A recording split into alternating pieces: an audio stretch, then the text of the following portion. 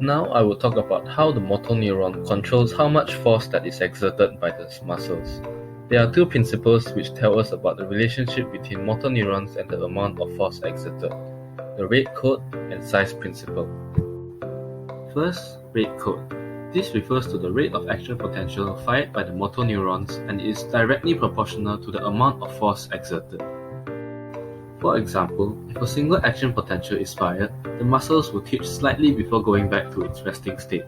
There is a summation effect, however, which means that when the rate of firing of action potential increases, the action potential will add up together to allow the muscles to generate a stronger force. The muscles will reach a maximum state of contraction.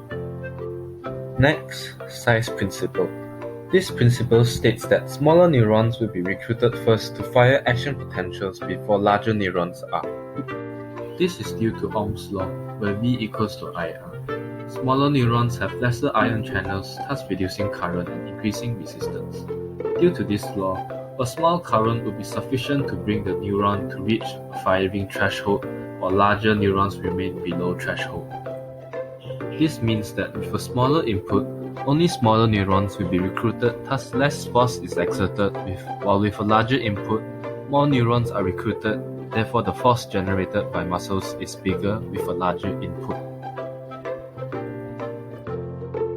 So to summarize, we perceive our surroundings via somatosensory systems which then send action potentials to the central nervous systems to be processed. This processed information is sent to the skeletal muscles via motor neurons. Our brain can also control how much force our muscles exert via rate and size principles. That will be it for today. Thank you.